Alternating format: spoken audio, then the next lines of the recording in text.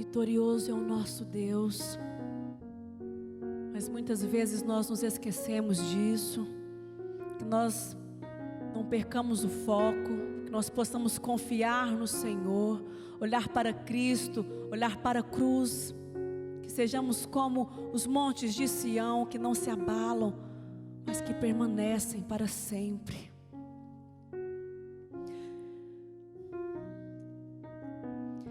Tentaram me parar, me fazer desistir, mas eu não vou negar a fé que há em mim.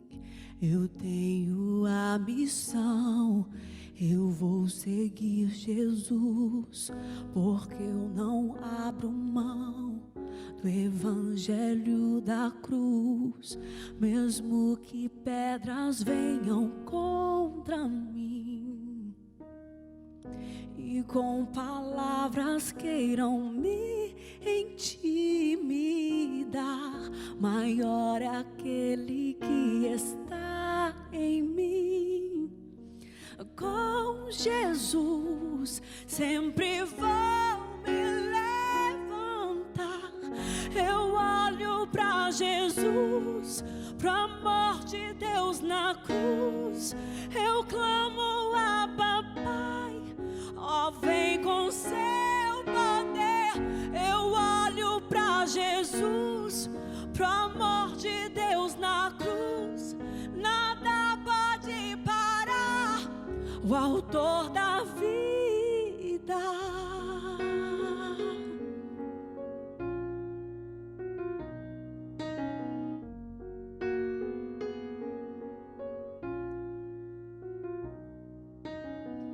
Mesmo que pedras venham contra mim e com palavras queiram me intimidar, maior é aquele que está em mim.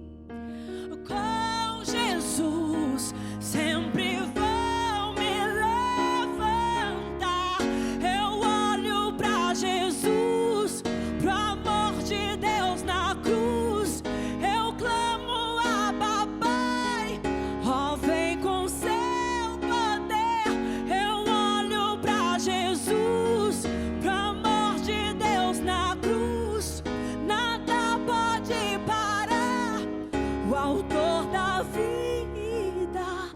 Pode o silêncio até gritar que Deus me abandonou.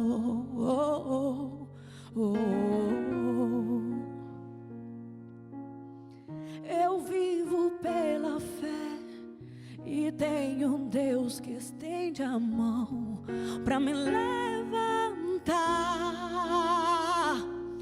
Eu sei em quem eu tenho crido e que é poderoso pra fazer além. E esta é a hora, Deus toca, renova, transforma. Tenho vida em Deus, vida em Deus. Tenho força em Deus, esperança em Deus. Eu tenho tudo em Deus. Eu olho pra Jesus, pro amor de Deus na cruz. Eu clamo a Papai, ó, vem, vem. Eu olho pra Jesus, pro amor de Deus naquela cruz. Nada pode parar o autor da vida.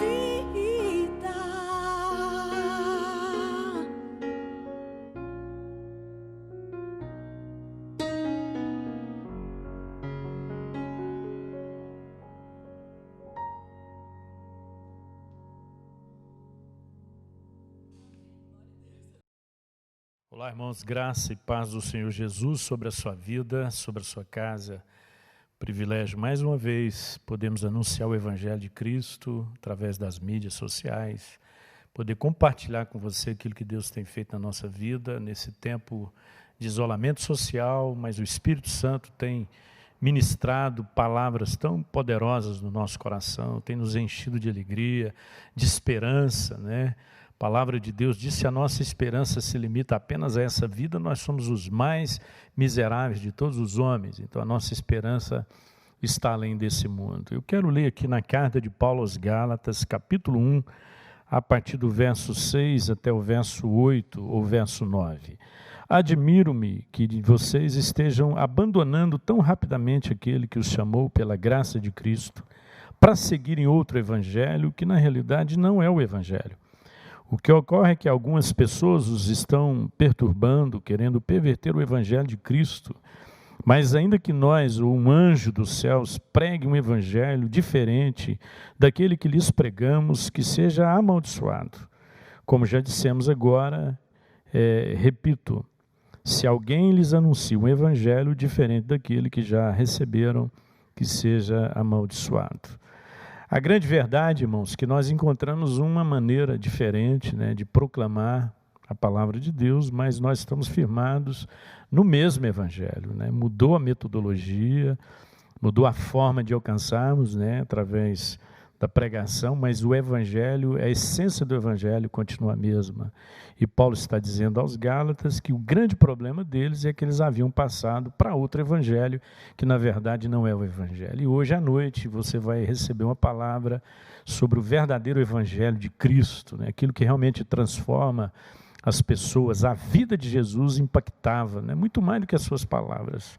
As palavras de Jesus eram poderosas, mas a vida de Jesus era o que influenciava as pessoas, né? Então, que o Espírito Santo ministre nessa noite ao nosso coração, através da sua palavra, que nós nos apeguemos cada dia mais ao verdadeiro evangelho, mesmo que tenhamos que usar metodologias diferentes, que nós firmemos o nosso coração no evangelho de Cristo. Nós vamos, nesse momento, ter uma palavra de oração e pedindo ao Espírito Santo que nos conduza nesse tempo de louvor e adoração. Só lembrando você que na próxima quinta-feira a nossa live vai ser sobre profecia e pandemia, tudo a ver, você não pode perder. Nessa semana tivemos uma live abençoada sobre adoração em tempo de pandemia, e você ouviu muito sobre a nossa adoração em casa, a nossa adoração em família. É isso que nós vamos fazer nesse momento. Senhor, obrigado pelo privilégio, Senhor, de poder abrir a Tua palavra, o Evangelho de Cristo que transforma a nossa vida, que nos enche de esperança, e que nessa noite, ó Deus, o Senhor seja exaltado e glorificado, e que esse tempo de ministração, de louvor, seja um tempo assim de crescimento, um tempo de sensibilidade, um tempo de comunhão intensa com o Senhor. Nós oramos agradecidos em nome do Senhor Jesus. Amém e amém. Boa noite, irmãos. Quero já convidar você aqui, que vai estar conosco, adorando, louvando ao Senhor, onde você estiver, para ficar à vontade aí, da forma que você tem para adorar, para louvar o Senhor nessa noite.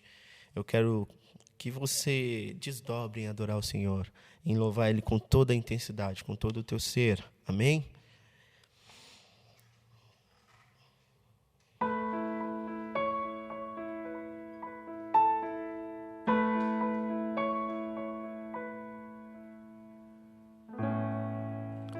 Entre no quarto e feche a porta. Chegou a hora de falar com Deus. Dobre os joelhos e sinta a presença que toma todo esse lugar. Sinta a glória de Deus. Sinta a glória do Pai.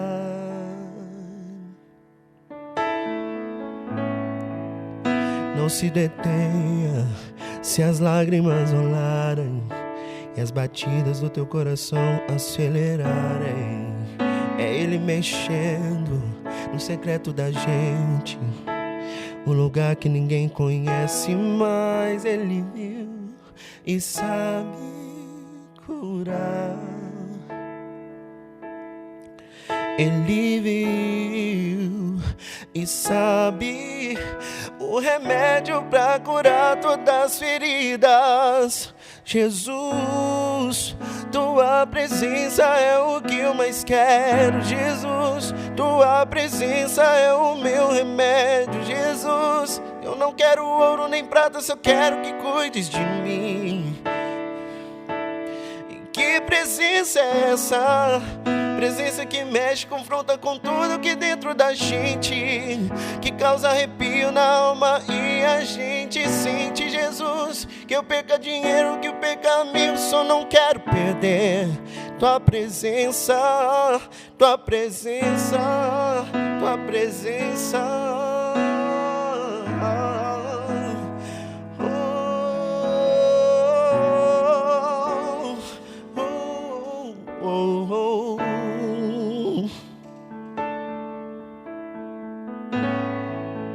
Não se detenha se as lágrimas rolaram e a batida do teu coração acelerarem.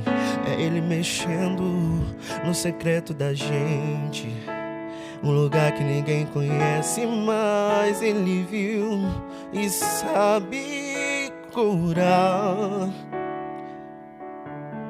Ele viu e sabe o remédio para curar todas as feridas. Jesus, tua presença é o que eu mais quero. Jesus, tua presença é o meu remédio. Jesus, eu não quero ouro nem prata, só quero que cuides de mim. Oh, oh, que presença é essa? Presença que mexe, confronta que tudo que dentro da gente, que causa arrepio na alma e a gente sente. Jesus, que eu perca dinheiro, que eu perca amigos, só não quero perder tua presença. Jesus, tua presença é o que eu mais quero. Jesus, tua presença é o meu remédio. Jesus, que eu perco, aleluia, só não quero perder tua presença, tua presença, tua presença.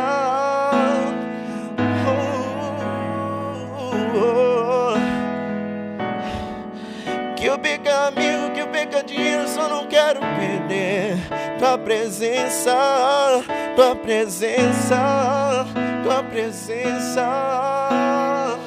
Oh Senhor, não queremos perder a tua presença. Oh, oh, oh, oh.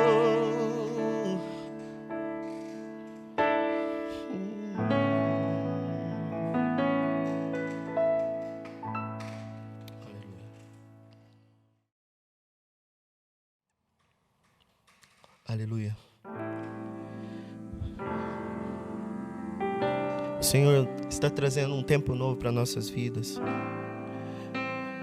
O tempo novo de Deus está chegando sobre a sua casa. Vem nos visitar hoje aqui. Eu quero conhecer mais de ti. Espírito vem, Espírito vem, Espírito Santo. Espírito vem, Espírito vem, Espírito Santo. Vem me visitar hoje aqui. Eu quero conhecer mais de ti. Espírito vem, Espírito vem, Espírito Santo. Espírito vem, Espírito vem, Espírito Santo. Eu quero viver algo novo. Faz meu coração arder de novo, fazendo todo medo desaparecer, trazendo sobre mim um novo amanhecer. Eu quero viver algo novo. vem me visitar hoje aqui. Eu quero conhecer mais de ti. Espírito vem, Espírito vem, Espírito Santo. Espírito vem, Espírito vem, Espírito Santo. Eu quero viver algo novo. Faz meu coração arder de novo, fazendo todo medo desaparecer, trazendo sobre mim um novo amanhecer. Preciso viver algo novo. Eu quero viver algo novo.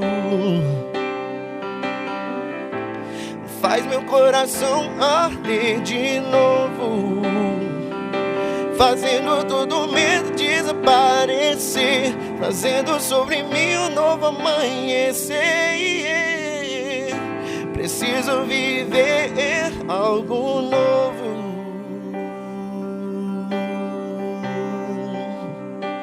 Claro, assim. Santo Espírito desce como fogo, Santo Espírito desce como fogo, incendeia, incendeia, incendeia. Santo Espírito desce como fogo, Santo Espírito desce como fogo, incendeia, incendeia. Santo Espírito desce como fogo, Santo Espírito desce como fogo, incendeia, incendeia, incendeia. Santo Espírito desce como fogo, Santo Espírito desce como fogo, incendeia, incendeia, incendeia. Eu quero viver algo novo. Faz meu coração arder de novo, fazendo todo medo desaparecer, trazendo sobre mim um novo amanhecer. Preciso viver algo novo.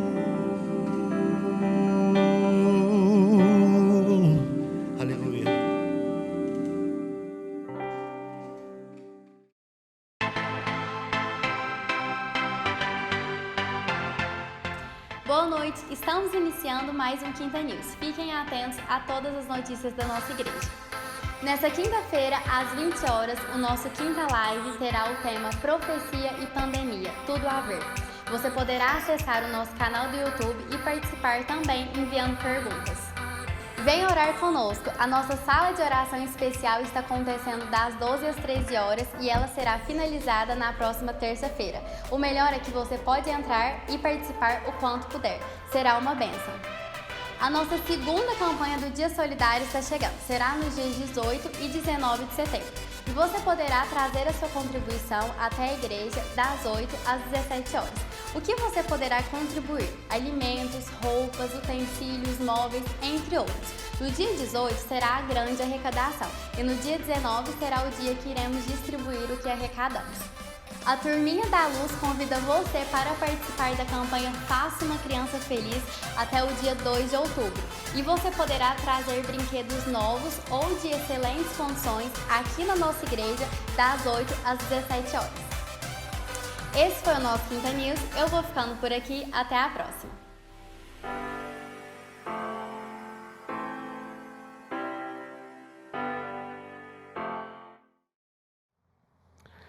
Irmãos, um dos grandes privilégios que nós temos é poder investir no reino de Deus. Quando Jesus disse, buscar em primeiro lugar o reino de Deus e a sua justiça, as outras coisas serão acrescentadas. E o melhor investimento que nós podemos fazer, tanto da nossa vida como dos nossos recursos, é no reino de Deus. E mais uma vez eu quero sim agradecer você que tem contribuído nesse tempo de isolamento, né? Você tem separado mensalmente os seus dízimos e as suas ofertas e tem investido no reino de Deus. E muitas pessoas estão sendo abençoadas por conta da sua fidelidade.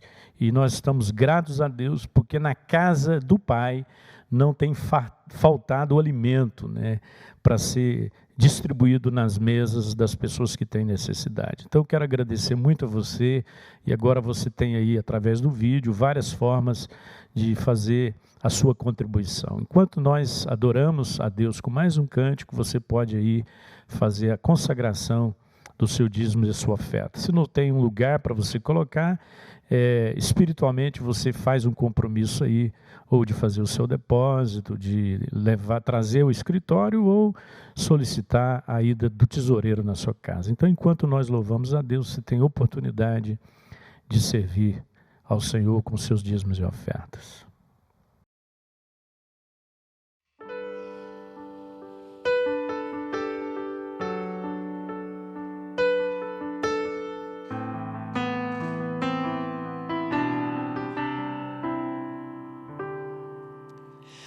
Esse é o meu desejo,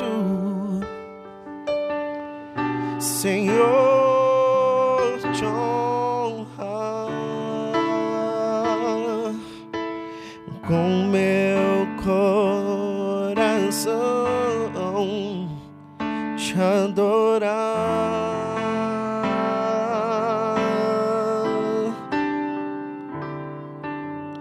Tudo que há em mim te dá louvor,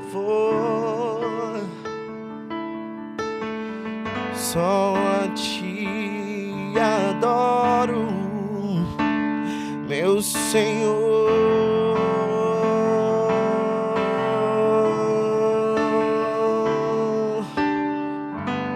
Toma o meu coração, toda minha alma. Eu vivo só pra ti, sempre que eu respirar, cada vez que eu acordar. Seja o teu querer em mim.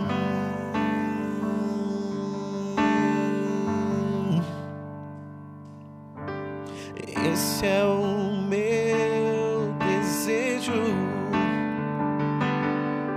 Senhor, te honrar com meu coração, te adorar.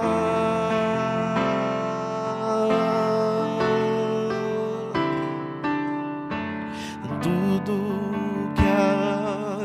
em mim te dá louvor,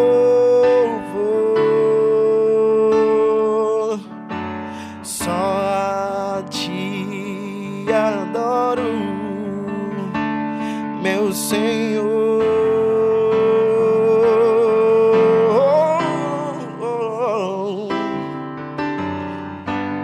Toma o meu coração e toda minha alma.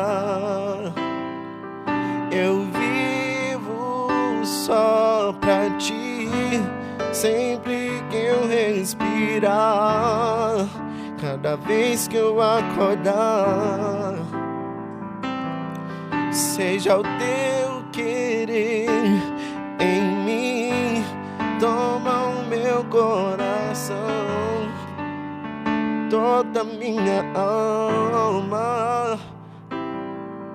Eu vivo só pra ti, sempre que eu respirar, cada vez que eu acordar.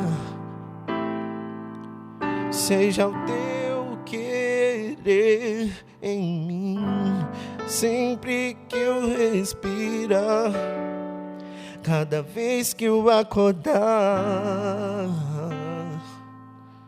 seja o teu querer em mim.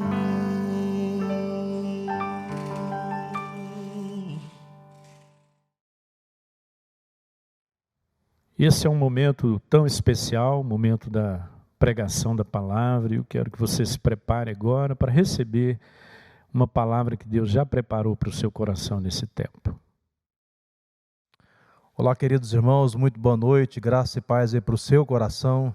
Nessa noite queremos compartilhar com você uma porção da palavra de Deus que está em Mateus capítulo 2, verso 15, aliás 13, diz assim: De novo saiu Jesus para junto do mar, e toda a multidão vinha ao seu encontro, e ele os ensinava. Quando ia passando, viu a Levi, filho de Alfeu, sentado na coletoria, e disse-lhe: Segue-me. Ele se levantou e o seguiu. Achando-se Jesus à mesa na casa de Levi, estavam juntamente com ele e com seus discípulos muitos publicanos e pecadores, porque estes eram em grande número e também o seguiam. Os escribas dos fariseus, vendo-o comer em companhia dos pecadores e publicanos, perguntavam aos discípulos dele: Por que come ele com os publicanos e pecadores? Tendo Jesus ouvido isto, respondeu-lhes: Os sãos não precisam de médicos, e sim os doentes. Não vim chamar justos, e sim pecadores. Ora, os discípulos de João e os fariseus estavam jejuando. Vieram alguns e lhes perguntaram: Por que motivo jejuam os filhos de João e os dos fariseus, mas os teus discípulos não jejuam? Respondeu-lhe Jesus: Podem porventura jejuar os convidados para a casa enquanto o noivo está com eles? Ou para o casamento enquanto o noivo está com eles? Durante o tempo em que estiver presente o noivo, não podem jejuar.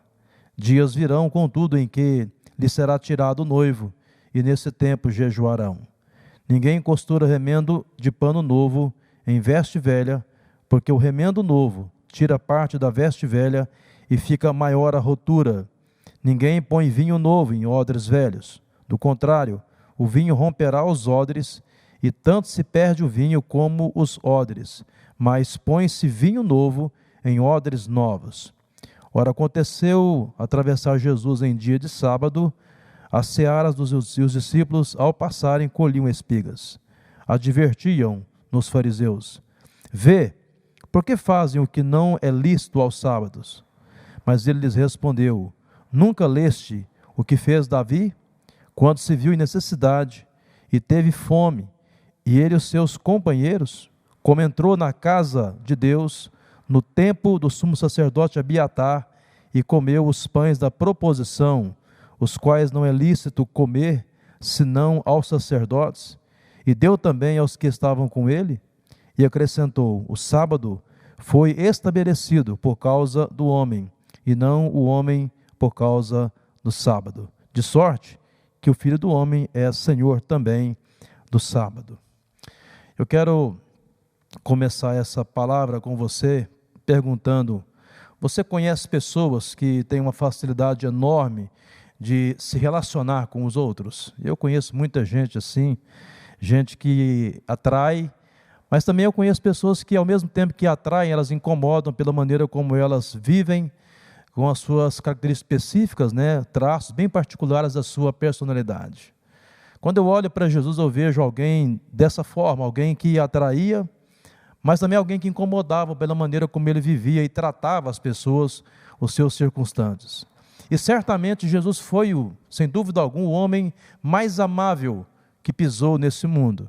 Sua personalidade, seu ensino, as suas obras sempre atraíram as pessoas, ainda que ele se declarasse, ou pessoas se declarassem opositoras a ele. Onde ele estava, onde Cristo estava, nós encontramos na Bíblia de que havia esperança de um novo recomeço, ou de um novo começo.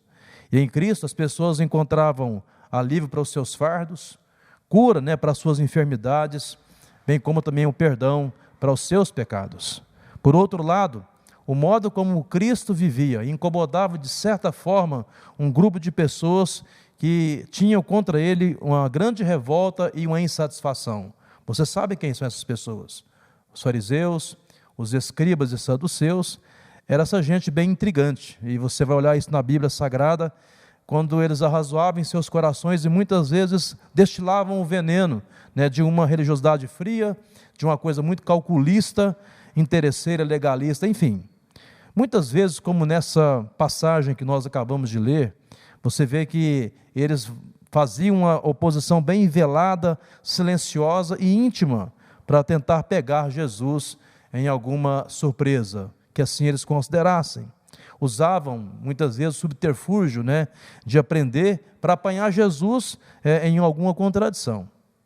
Mas Jesus Cristo conhecia muito bem o coração e a vida daqueles homens, e nesse texto eu vejo como Cristo trata aqueles escribas e fariseus, bem como Ele mostra para a gente como é que nós precisamos compreender o seu verdadeiro evangelho. Meus queridos, nesse tempo, né, de crise que nós estamos vivendo, de tantas problemáticas, mister que a igreja de Cristo ela possa compreender o que de fato é o seu evangelho. E, sinceramente, essa palavra tocou muito ao meu coração nesses dias de meditação e reflexão. E a primeira verdade que eu olho para esse texto e compartilho com você é que o evangelho de Cristo, ele é despreconceituoso.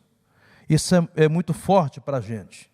O evangelho de Cristo abre as portas para os rejeitados. Se você vê o verso 14, diz que ele viu Levi, aí Mateus fala que esse homem chamava-se também Mateus, Lucas também fala dessa forma, o mesmo Levi que é apontado aqui por Marcos é o Mateus, lá de Mateus também, no relato de Lucas. E esse homem estava sentado na coletoria de impostos, um homem que era rejeitado pelo povo, que havia contra ele um preconceito, e Jesus Cristo então vem e chama Mateus para ser o seu discípulo. Irmãos, muitas vezes eu percebo que os nossos problemas não se dão por conta do preconceito em si, mas do conceito. E talvez a gente acaba tendo preconceito porque nós não conseguimos estabelecer ou definir bem o conceito, tanto das coisas como das pessoas que convivem com a gente. E é muito ruim quando você olha para alguém e sem conhecê-la, ou sem conhecê-la, você faz alguns juízos totalmente equivocados. Ou então, por conta daquilo que a pessoa faz, do modo como ela vive, você estabelece um juízo totalmente torto contra aquela pessoa. Isso talvez porque nós somos levados a definir as pessoas pelo comportamento e não pela sua real identidade. Cristo chamou Mateus para ser o seu discípulo. E ele era um publicano, ele era um coletor de impostos. Esses coletores de impostos, na época, eles ganhavam a fama de ser inimigos das pessoas porque eles eram como traidores do povo, assim eles eram considerados. Porque além de estarem a serviço de Roma, também eles extorquiam o povo, cobrando mais do que o estipulado muitas vezes.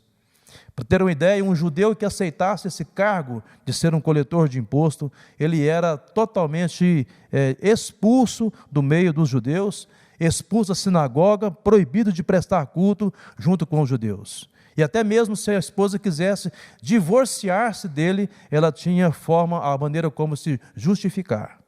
Um coletor de impostos era visto como alguém que amava mais o dinheiro do que a reputação. Era assim que eles eram enxergados. E provavelmente Mateus era um homem odiado pelos seus contemporâneos.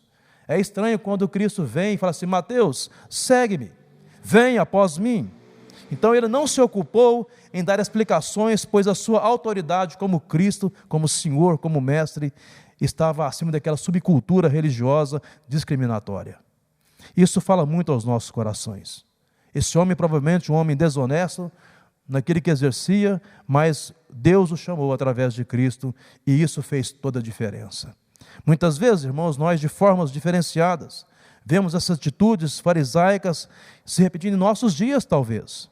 Há aqueles que se preocupam com o certo, mas eu vou dizer uma coisa para você com muita propriedade: mais do que se preocupar com o certo, Deus está se interessando pelo bom.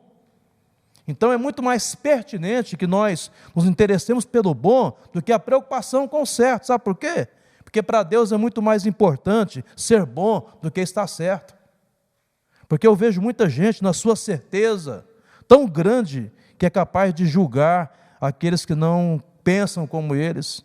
E aí eles afirmam de forma maldosa e equivocada que são pessoas pecadoras, são pessoas inaceitáveis, são pessoas inapropriadas, porque talvez não agem como eles agem. Foi o caso clássico dos fariseus que levaram uma mulher pega em flagrante adultério.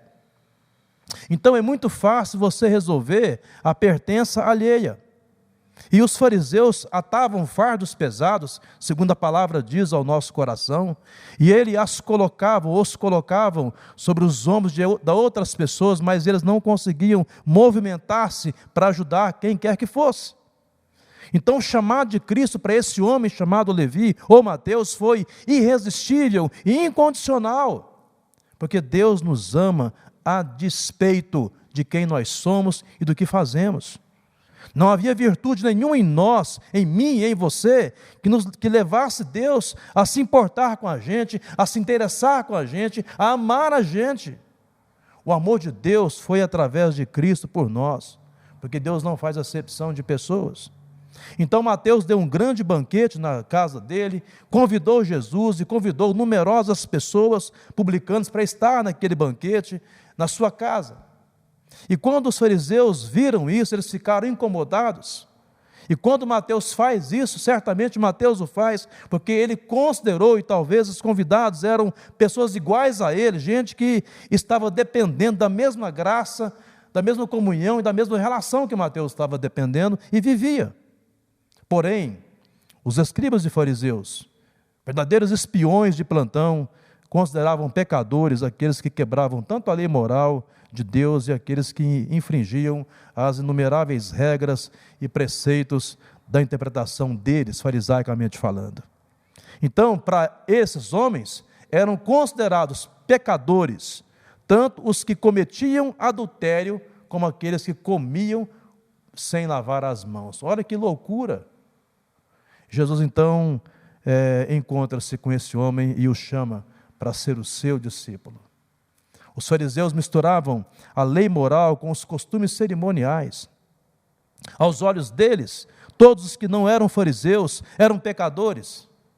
Então eles disseram assim aos guardas que foram prender a Jesus: quanto a esta plebe aí, que nada sabe da lei, esse povo é maldito. Queridos, o Evangelho de Cristo abre as portas da liberdade para aqueles que se encontram prisioneiros de um legalismo e de um juízo precipitado. O sábado, por exemplo, tinha se transformado para os fariseus num carrasco do homem. Era como se fosse um fardo insuportável, em vez de ser um elemento terapêutico, de descanso e cura para a alma. O dia de descanso havia tornado-se um fim em si mesmo, se observado segundo o entendimento dos fariseus. Então, uma outra coisa que eles questionam aqui, você viu, a prática de colher espigas nas searas para comer estava rigorosamente de conformidade com a lei de Moisés. Porém, eles o questionaram. Os escribas estavam escondendo a verdadeira lei de Deus debaixo das tradições tolas que eles tinham fabricado. Para se ter uma ideia, eles tinham acrescentado à lei de Moisés 39 regras sobre a maneira de guardar o sábado, tornando a observância do dia num fator escravizante e opressor. Então Cristo vem e cita a Escritura Sagrada para mostrar como é que Davi quebrou a lei cerimonial, comendo com seus homens os pães da proposição, que eram somente permitidos aos sacerdotes. Você quer saber? O pão da proposição nunca foi tão sagrado como foi quando foi utilizado para alimentar um grupo de homens famintos. Que tolice desses homens pensar que a preservação do pão era mais importante do que o faminto. O sacerdote entendeu que a necessidade dos homens é mais importante do que o regulamento cerimonial. E isso, embora não pareça certo aos religiosos hipócritas daquela época, era bom e revelava o amor de Deus e na tábua dos seus valores. Para Deus, pessoas valem mais do que coisas.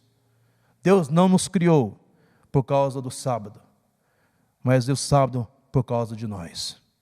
E Cristo está dizendo assim para eles, que a religião cristã não consiste de regras Para Deus, para Jesus, o Evangelho de Cristo, as pessoas são mais importantes do que qualquer sistema religioso. Olha que interessante, olha quanto isso é libertador para os nossos corações. Então a melhor maneira de adorar a Deus, sabe como é que é? É ajudando as pessoas.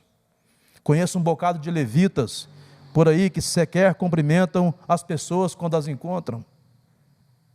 Então a melhor maneira de fazer uso das coisas sagradas é pondo-as a serviço daqueles que padecem necessidade. Pensa nisso.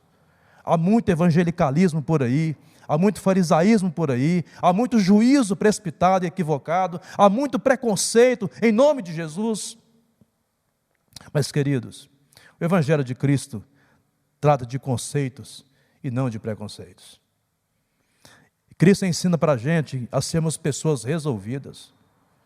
E eu vejo nesse mundo religioso tanta gente que não conseguiu se resolver até hoje. Há muita gente doente que se vale das doenças alheias, que se alimentam disso o tempo todo. Cegos tentando guiar outros cegos.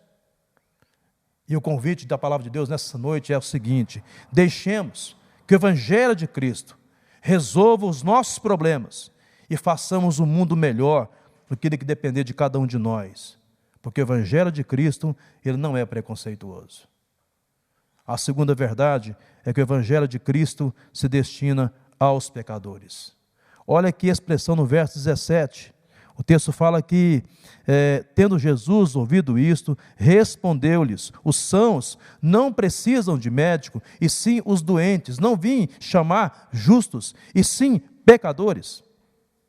Então ele não quis dizer aqui para nós que há alguns que são sãos e justos e outros não são. A Bíblia é clara aqui em afirmar que todos pecaram e todos carecem da glória de Deus. E o que eu acho precioso na palavra é que esse Jesus, tão grandioso como ele era, homem sem pecado, sem mácula, ele desceu da sua glória e se encarnou e habitou entre nós. E isso deve, queridos, falar ao nosso coração. Sabe por quê? Enquanto o diabo, Satanás, tenta fazer a gente se tornar a todo custo ascendente, Deus se mostra descendente. Deus desce para fazer a gente subir ao trono da sua glória. E isso certamente é inexplicável. E certamente os escribas e fariseus não podiam entender isso. Isso tem que ser uma compreensão bem clara a respeito do ser igreja. Esse tempo tem servido para a gente entender o verdadeiro sentido de ser igreja. Deus nos permitiu entrar em uma reclusão para pensarmos. Nesse aspecto, todo mundo está casado com a igreja, e se você fala mal dessa igreja, você está falando mal de você mesmo e de quem você convive. Então é claro que há essa igreja por aí preconceituosa, essa coisa soberba por aí, em sua aparente santidade, mas aqueles que se consideram sãos e justos estão em um estado mais avançado da sua doença e iniquidade do que qualquer outra pessoa. O pior enfermo, segundo a palavra, é aquele que não se reconhece a sua doença. E o maior pecador é aquele que não se vê como tal. Queridos, Deus tem falado aos nossos corações. Precisamos descer e caminhar com gente que são pecadoras como nós. Porque todos nós somos pecadores aos olhos do Pai e carecemos da sua graça. E Ele, Cristo, veio para salvar a todos nós dos nossos próprios enganos. Olha que maravilha. Então, somente os que se reconhecem doentes e pecadores têm consciência da necessidade da salvação. Só uma pessoa doente procura o médico. Só uma pessoa consciente do seu pecado busca salvação. E certamente não há fé sem arrependimento, não há salvação sem conversão. Sabe, ninguém busca água sem sentir sede. Ninguém anseia pelo pão da vida sem fome. Uma pessoa, antes de vir a Cristo, ela precisa primeiro sentir-se carente dessa graça. E esse desconforto no coração do homem, com certeza não é a religião que produz, não é o farisaísmo que produz, não é a hipocrisia que produz, mas é tão somente o Espírito Santo de Deus. A salvação não é para aqueles que se consideram dignos, mas para aqueles que são indignos e estão em situação desesperadora. Cristo não veio para suprir uma carência de poder. Presta atenção nisso, querido. Mas uma consciência de vontade submissa ao seu propósito. E isso é libertador para os nossos corações. Cristo veio para salvar os pecadores, perdidos, pobres, sofredores, famintos, sedentos. E no dizer do profeta Isaías, ele não esmagaria a cana quebrada, ele não apagaria a torcida que fumega, ele promulgaria o direito do fraco e do oprimido. Mas em contrapartida, que nesse texto você percebe que os fariseus, em suas atitudes, eram um povo soberbo, um povo altivo, se consideravam bons, se consideravam justos. Eles olhavam com desdém os publicanos e pecadores e se vangloriavam diante desse Deus por suas virtudes. Mas a única pessoa pela qual Jesus nada faz é aquela que se julga tão boa que não necessita de que ninguém a ajude. Para essa gente, com certeza Deus não olha. Eu não sei qual é a sua situação hoje, nessa noite. Eu não sei o quanto você pecou contra Deus. Eu não sei por quais caminhos você andou. Eu não sei o que você fez ou deixou de fazer. Se os seus pecados são leves ou hediondos, se são graves ou pequenos. Eu só sei de uma coisa, que Cristo veio para nos salvar de todo e qualquer pecado, não importa a sua intensidade, o seu tamanho, a sua gravidade, porque o seu sangue é poderoso para nos redimir de todos os nossos pecados e toda a nossa iniquidade. O Evangelho de Cristo é para pecadores, dos quais nos incluímos nisso. Mas há uma terceira verdade aqui para os nossos corações. O Evangelho de Cristo gera novidade de vida. Olha que maravilha. Versos 21 e 22 traz isso ao nosso coração. Queridos, há algo estranho acontecendo no meio dos evangélicos hoje. Há muita gente nas fileiras das instituições dizendo que se converteram a Cristo, mas o que se percebe é que existe uma nação que quase não mudou em nada na sua maneira de ser. Eu ouvi hoje que no Brasil há mais de 100, no Brasil, né, mais de 100 e não sei quantos milhões de pessoas que são evangélicos. E isso entristece, porque de certa forma essa gente não tem feito diferença, parece, no nosso universo, no nosso país. Parece que o nosso país não foi impactado ainda por esse povo que diz que conhece a Deus. Esse povo de propriedade exclusiva de Deus, chamado para proclamar a sua maravilhosa luz. Então, Cristo aqui nesse texto, ele usa as figuras de linguagem para ensinar que a vida cristã não é um remendo ou uma reforma do que está velho, mas é algo totalmente novo. O Evangelho de Cristo não é uma maquiagem. Ele expõe sim a nossa culpa, mas milagrosamente, poderosamente, ele transforma a nossa vida pela maravilhosa graça de Cristo no nosso coração. O vestido velho é o velho sistema da lei, os velhos costumes do povo judeu. A salvação que Cristo oferece são as vestes alvas, e a justiça de Cristo são o linho finíssimo. Em Cristo, queridos, a palavra, todas as coisas foram feitas novas. Se alguém está em Cristo, diz a palavra do Senhor, é nova criatura. As coisas velhas se passaram e eis que tudo se fez novo.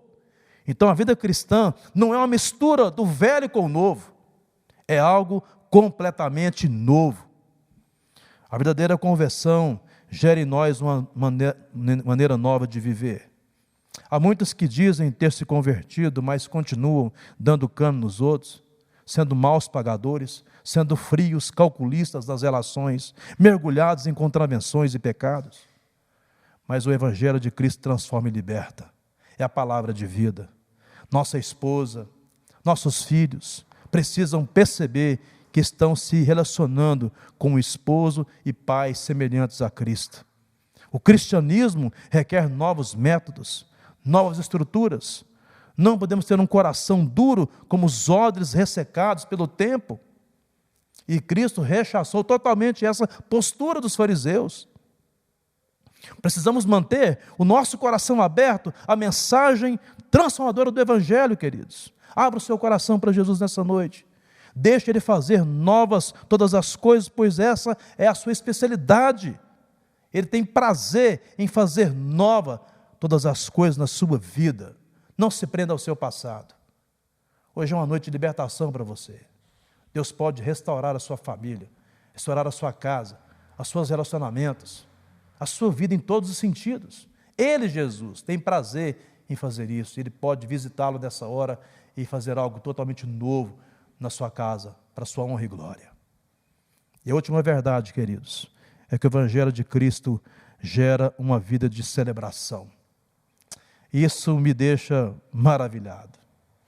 Como é bom pensar que, se por um lado a religião judaica tinha se transformado, a vida num fardo pesado, os ritos sagrados em instrumentos de tristeza e opressão, Jesus vem para gerar em nós uma celebração grandiosa de alegria nos nossos corações. Os discípulos de João e os fariseus ficaram escandalizados porque os discípulos de Jesus tinham um estilo diferente. Eles jejuavam para mostrar sua piedade, os fariseus. Os discípulos de João jejuavam para mostrar, sabe o quê? Sua tristeza pelo pecado. É interessante que a palavra aramaica para jejuar significa estar de luto. Os judeus, quando jejuavam e ficavam tristes, tinham a intenção de conseguir algo de Deus. E perguntavam assim: por que jejuamos nós? Diz lá em Isaías, e tu não atentas para isso? Os fariseus e os discípulos de João perguntaram para Jesus, num tom de provocação e censura: por que motivo jejuam os discípulos de João e dos fariseus, mas os teus discípulos não jejuam? Olha que resposta maravilhosa de Cristo que cala os nossos corações. Podem, porventura, jejuar os convidados para o casamento de Jesus, enquanto o noivo está com eles? Durante o tempo em que estiver presente o noivo, não podem jejuar, mas dias virão, contudo, que lhe será tirado o noivo, e nesse tempo jejuarão. Cuidado com esse tipo de religião que transforma o Evangelho de Cristo e as suas ordenanças em algo pesado e triste. Sabe por quê? Porque o próprio Cristo afirmou: tomai sobre vós o meu jugo e aprendei de mim, porque sou manso e humilde de coração, e achareis descanso para as vossas almas, porque o meu jugo é suave e o meu fardo é leve. Então o jejum não é uma questão de peso e obrigação, queridos, para ganharmos mais pontos com Deus. Jejum é uma prática alegre de comunhão para estreitarmos a nossa relação com o Pai. Nós jejuamos não é para que as pessoas vejam. A gente jejua porque Deus já nos viu. E Ele contempla o meu e o seu coração. A vida que Cristo oferece é como uma festa de uma alegria efusiva. Sabe aquele contentamento que não se consegue mensurar, que não se consegue explicar, essa alegria indizível, como diz a palavra de Deus? A vida cristã é como uma festa de casamento e não como um funeral. A festa de casamento é uma celebração de alegria e não de tristeza. Eu nunca vi ninguém ir numa festa de casamento para ficar triste.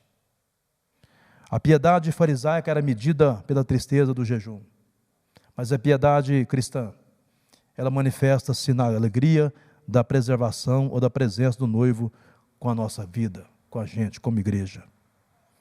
As bodas do casamento era a semana mais feliz da vida de um homem. Os convidados às festas estavam dispensados da obrigação de jejuar, para você ter uma ideia.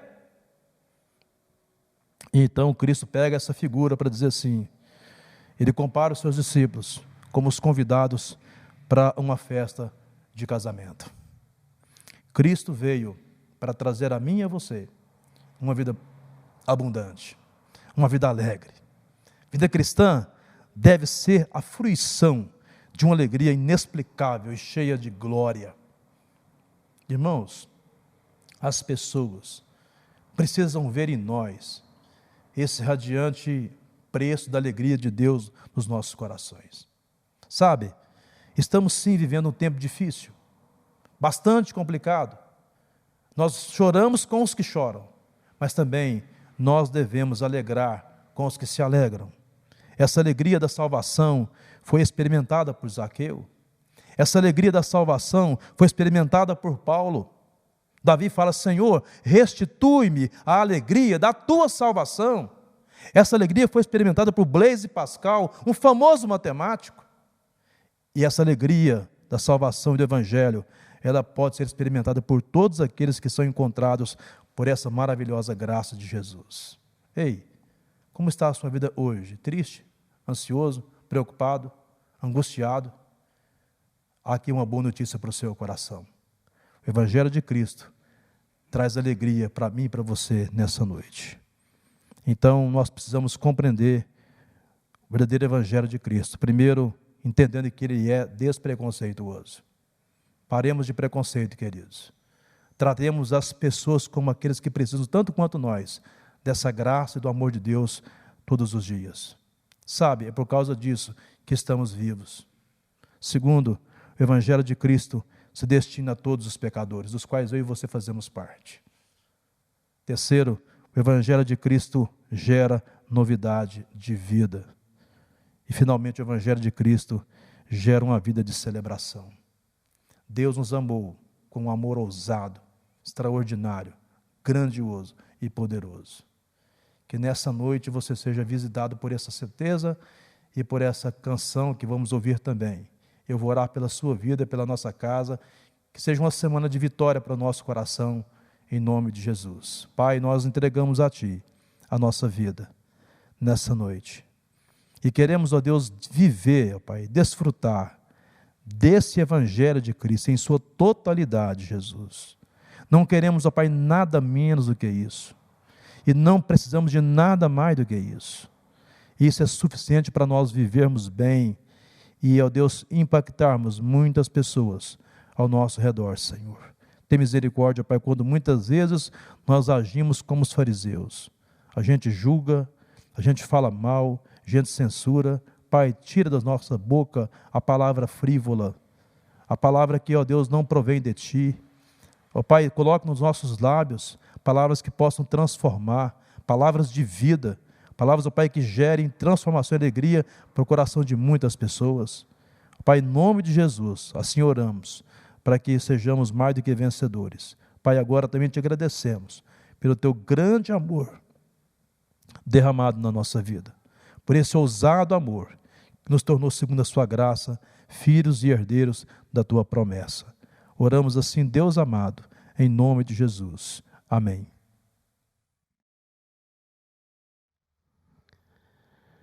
Estamos encerrando o nosso culto e tivemos um dia abençoado, maravilhoso. Eu quero desejar a você uma boa semana, cheia de vitórias, e que você não perca aí as nossas mídias sociais, o nosso Comece Bem, Casa com o Pastor, Quinta Live, enfim, esse momento tão precioso que Deus tem nos dado. Então, Deus abençoe sua família e até o próximo domingo, se Deus quiser.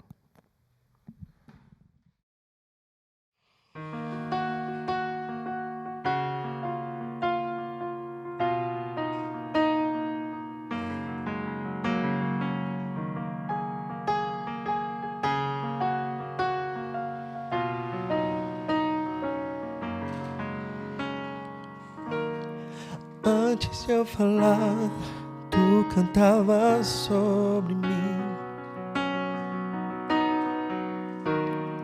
Tu tens sido tão, tão bom pra mim. Antes de eu respirar, sopraste tua vida em mim. Tu tens sido tão, tão bom pra mim. Oh, impressionante, infinito, ousado amor de Deus. Oh, e deixa as 99 só pra me encontrar. Não posso comprá-lo, nem merecê-lo, mesmo assim se entregou.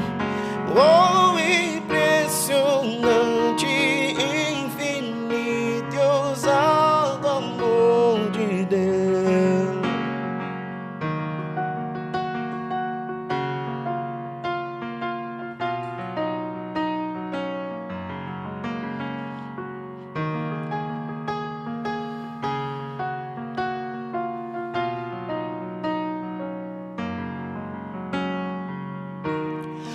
Inimigo fui, mas teu amor lutou por mim.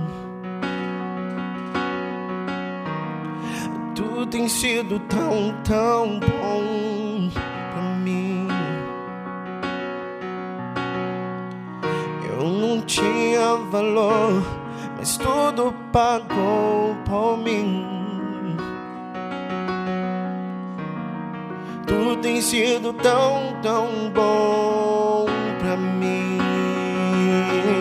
Oh, impressionante, infinito e ousado amor de Deus. Oh, e deixa as 99 só pra me encontrar.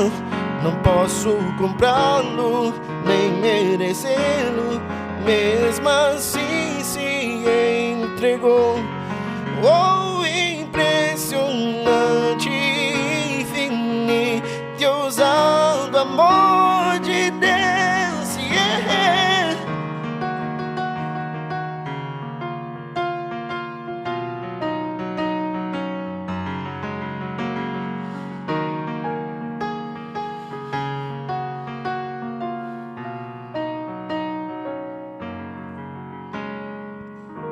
Traz luz para a sombra, escala as montanhas pra me encontrar.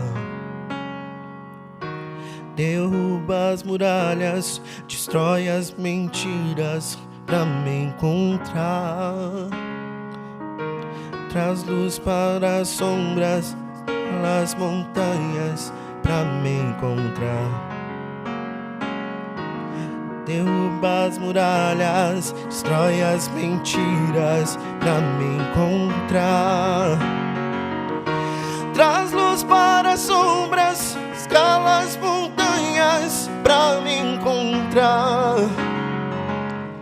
Derruba as muralhas, destrói a mentira pra me encontrar. Oh, impressionante, infinito e ousado amor de Deus. Oh, e deixa as 99 só pra me encontrar. Não posso comprá-lo, nem merecê-lo, mesmo assim se entregou. Oh,